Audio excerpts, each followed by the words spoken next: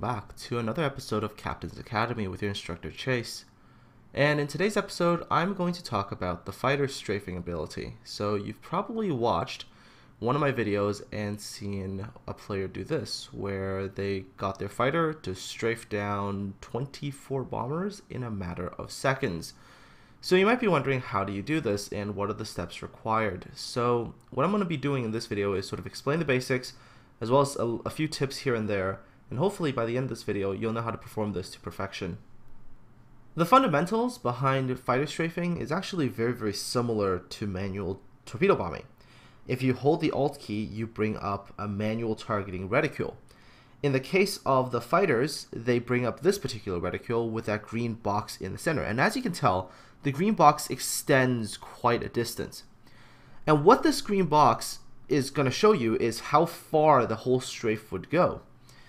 Now, when you first press the Alt key and you don't click your mouse, you can move this reticule around in different positions, and until you actually click, your planes won't do anything.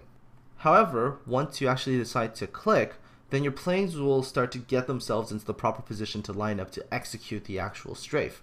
Of course, it's a lot more efficient to first line up your planes manually before actually executing the strike. Once your planes are locked in, you will see that the box reticule goes from green to yellow. And once it turns yellow, you can no longer make any adjustments. The planes will start to strafe from the bottom of that box all the way to the top, and they'll just make that run, and nothing will interfere with them, and no planes can stop them from making this run. They will just do the run from beginning to end, and whatever gets caught inside that box is going to take a massive amount of damage. So here's the planes actually going through, and you can see that planes are getting shot down. So let's take a look at this in real time with the actual video. So I've got my fighter selected. I see the enemy dive bomber over there. I press the Alt key, engage the reticule, click, reticule locks in, fighter executes the strafe, bunch of planes shot down, and the fighter continues till the end of that box. There are also a few other things that you should know about before you start to actually execute barrages, which is, if you try to barrage from the front, so let's say you're going sort of head to head with the enemy planes and you execute a barrage, if it's against a US squadron, you might not shoot down all the planes. In fact, with most of the testing I've done, you seem to be able to bag about 4 out of 6 or 7 planes. And that happens with every sort of frontal strafe. Although against Japanese planes, one strafe from pretty much any direction, as long as it was well executed, will nail all the planes. So how do you make the strafe more effective? Well, you do what fighter pilots have been doing for decades, which is getting on your enemy 6.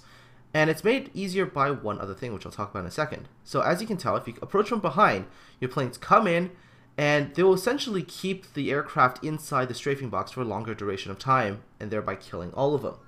This is actually made really possible because once your planes lock in to the strafing run, they actually get a speed boost, allowing them to keep pace with something that has a head start on you. So now, if we go back to the first clip, we can analyze it again. So this fighter squadron from the Ranger gets up on all of these bombers' 6 o'clock positions, executes the barrage ability, catches all the bombers within that box. The fighters gain a speed boost as soon as they lock in, and essentially the fighters will just run these bombers down and kill them all. So what can you do to protect your own planes from this barrage ability? Well, there's a couple of things. One, use your own fighters to actively screen your planes and to try to barrage the enemy planes and keep them busy. 2, don't fly your bombers close together in a group. Makes it easy barrage target if you do. And 3, make sure you keep your planes not in the predictable course. So weave and dodge, because that'll throw off another player's ability to land that barrage. There are 2 other situations that I think that barrage is really good for, and one of them is in the event that one of your team's fighter scouts locks down an enemy squadron of some kind, whether that be a bomber squadron or another fighter squadron. Your fighter scout slows them down or locks them down. You use a fighter squadron and barrage through. You might lose that fighter scout, but you've just taken out an entire squadron of enemy planes, so it's definitely worth it.